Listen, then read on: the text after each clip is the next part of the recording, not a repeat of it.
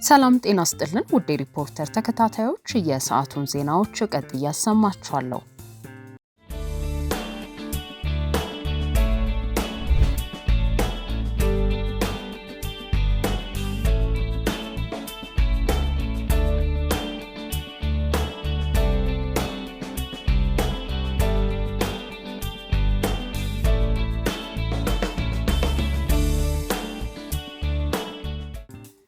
የሪፐብሊኩ ጥበቃ ኃይል ከአዲስ አበባ በቅርብ ርቀት ላይ በምትገኘው የአያ ጉለሌ ሲንቀሳቀስ የነበረ የሸኔ ታጣቂ ቡድን ላይ እርምጃ መውሰዱ ተገለጸ።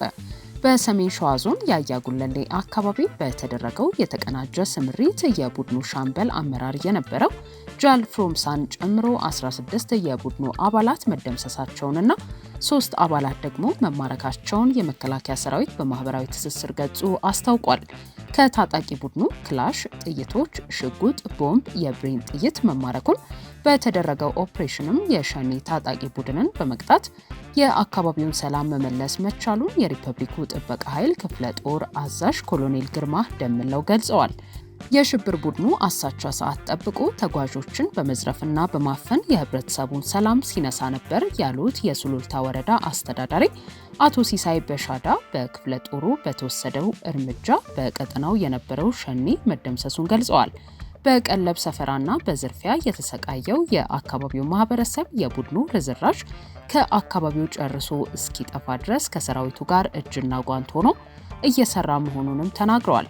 በተመሳሳይ በምዕራብ እዝ የህዳሴ ኮር በተሰማራበት የግዳጅ ቀጠና ላይ በመንቀሳቀስ ላይ የነበረ የፋኖ ኃይል እርምጃ መወሰዱንም አመላክቷል።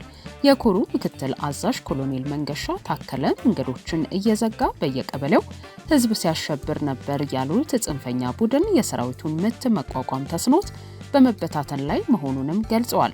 በዚህ ኦፕሬሽንም በጃዊ ወረዳ የተለያዩ ቀበሌዎች ሲንቀሳቀሱ የነበሩ ከ100 በላይ የታጣቂ ቡድኑ አባላት መደምሰሳቸውን ተናግረዋል።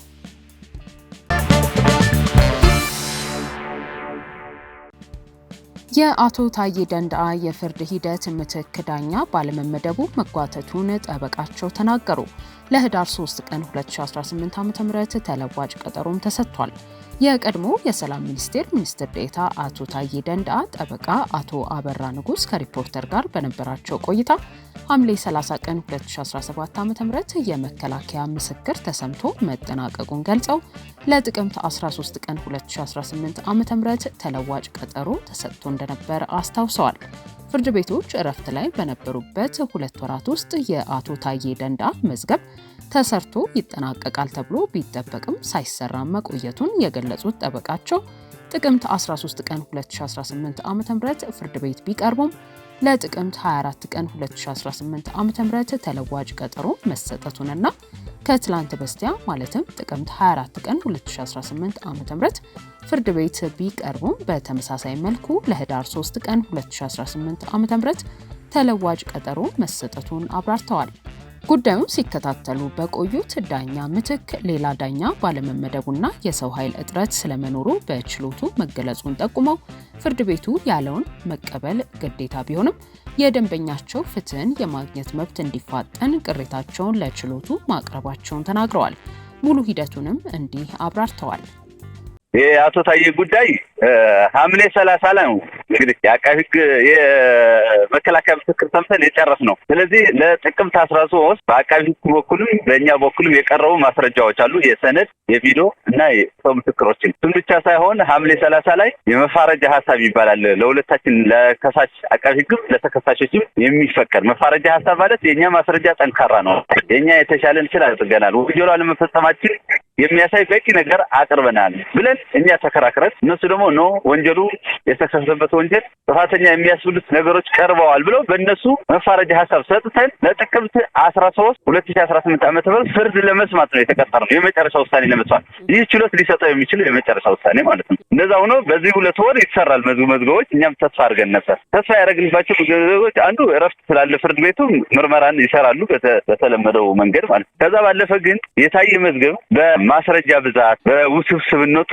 ከባድ የሚባል አይደለም። የቀረበው የሰው ማስረጃ በሁለታችን ወገን የ4 ሰው ነው።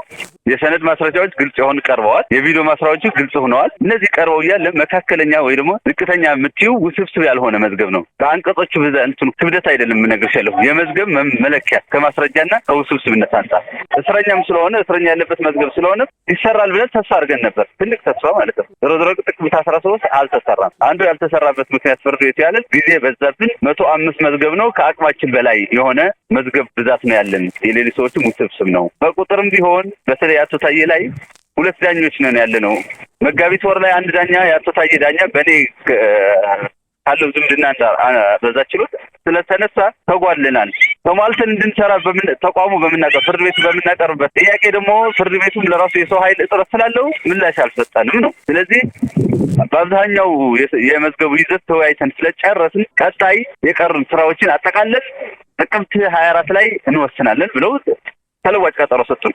ጥቅምት 13 ላይ ሆኖ ማለት ነው። እኛም ተስፋ አድርገን የተሰራ ስራ ማለት ስላሉ ፍርድ ቤቱ ችሎቱ እንደዛ ስላለን የቀሪ ስራዎችን ለመስራት ነው ብለን የ2 ሳምንት ቀጠሮ ሲሰጥ ተቃውመናል። ግን መቀበል ግዴታችን ሰው የፍርድ ቤት ተቀበልን። ፍርድ ቤቱም ከአቅሜ በላይ ነው ካለ ምንም ማድረግ ስለማንችል ግን ጥቅምት 24 ላይ የሚቀረው ተመሳሳይ ጉዳይ ተመሳሳይ የቀጠሮ ተለዋጭ ቀጠሮ መስጫ ምክንያት ተነሱ ነው አሁን ለህዳር 3 የተቀጠር ነው እና በዚህ መሀል ላይ ጥቅምት 13 ህዳር 24 ቀርበን እያለን እኛ የአቶ ታዬ ጉዳይ አሁን በምልሽ ምክንያት ቀድማ ተሰጥቶት የሚሰራበትን አጋጣሚና እድል እንዳለ ጠቅሰን በተለይ የክረምት ረጅም ጊዜ ሰፊ እድል እንደነበረና ውስብስብ አለመሆኑን ታሳቢ አድርገን እንዲሁም የአቶ ታዬ ህገ መንግስታዊ መብት የሆነውን የተፋጠነ ፍትህ የማግኘት አንቀጽ 37 ላይ የተቀመጠ የተፋጠነ ፍትህ የማግኘት መብታቸው ታሳቢ ተደርጎ ፍትህ እንዲሰጠት አቤት አቅርበናል። የተሰጠው ምክንያቱም መቀበል ግዴታችን ቢሆንም በምክንያትነት ቅሬታችን አቅርበናል።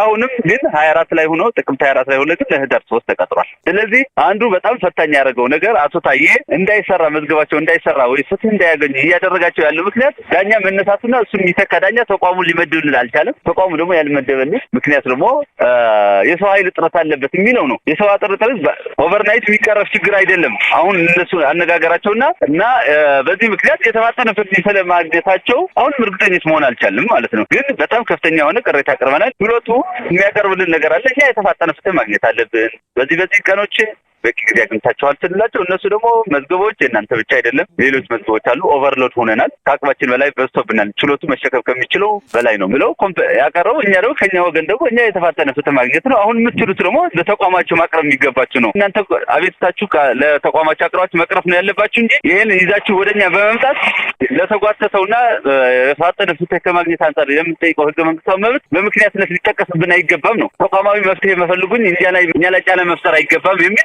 ጠንካራ ተቋሙ አቅርበናል።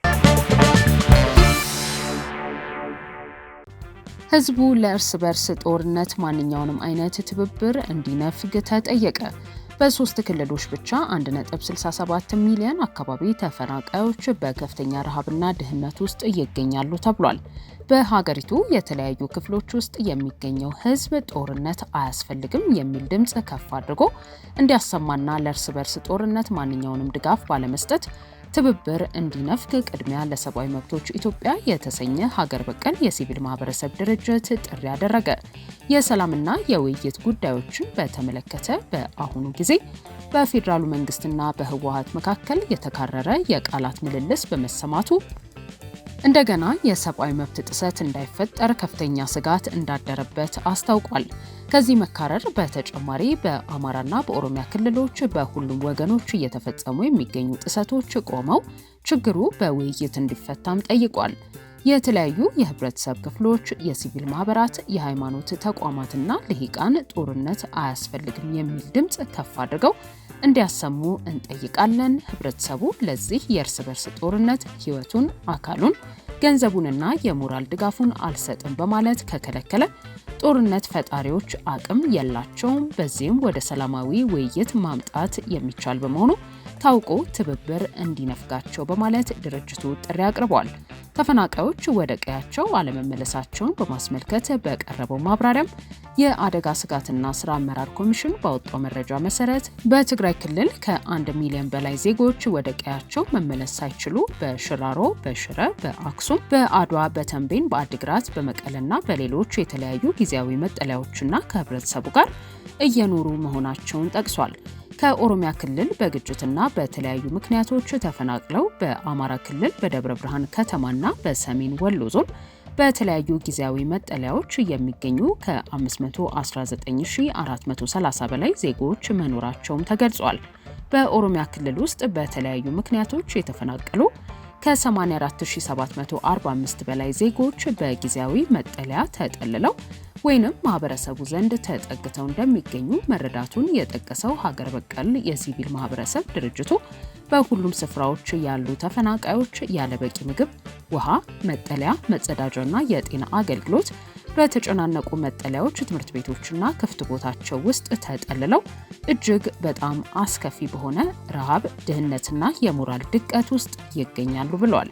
መንግስት የፈረመበት የሀገር ውስጥ ተፈናቃዮችን ለመጠበቅና ለመደገፍ የተደረገ ጥቅምት 12 ቀን 2002 ዓ.ም የጸደቀ የአፍሪካ ህብረት የካምፓላ ስምምነት እንዲሁም የህዝብ ተወካዮች ምክር ቤት ስምምነቱን የካቲት 5 ቀን 2012 ዓ.ም በአዋጅ ቁጥር 1187/2012 ያጸደቀው በመሆኑ በስምምነቱና በአዋጁ የተደነገጉትን ድንጋጌዎች የማክበርና የማስከበር ግዴታና ኃላፊነት አለበት ሲልም አክሎ ገልጿል። ውድ ሪፖርተር ተከታታዮች የሰዓቱ ዜናዎቻችን እነዚህ ነበሩ። ስላደመጣችሁን ከልብ እናመሰግናለን።